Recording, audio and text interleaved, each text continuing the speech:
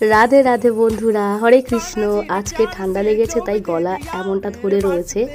আজকে লক্ষ্মী নারায়ণ আমাদের রাধা কৃষ্ণ গৌর নিতাই এবং গোপাল সোনা রয়েছে, এখানে গণেশজি রয়েছে, বাল রাধারানী আছে। সকলেই আজকে সাজুগুজু করে বাড়ি ফিরছে। আর এনারা কোথা থেকে এসেছে তোমরা জানো? মেদিনীপুর থেকে এসেছে।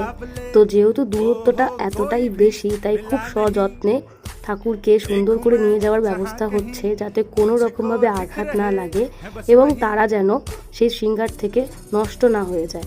তাই জন্য কিন্তু এত সুন্দর করে ব্যবস্থা করা হচ্ছে। আর জানো তো বন্ধুরা, দিদিভাইরা প্রায় মাঝরাত্রি 3টের সময় বাড়ি থেকে বের হয়েছে। এটা এতবার করে এই জন্য বলছি বন্ধুরা, যে এতটা দূর থেকে আসাটা খুবই কষ্টকর এবং সময় সাপেক্ষ। তবুও এসেছে। আমি ভীষণ লাকি যে গোপাল সোনাদের রাধা মাধবকে সাজানোর সুযোগ পেয়েছি।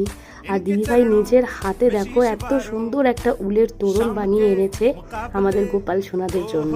ইচ্ছে রয়েছে রাধা মাধবের যে সিংহাসনটা রয়েছে তো সেখানে এই তোরণটা লাগানোর জন্য।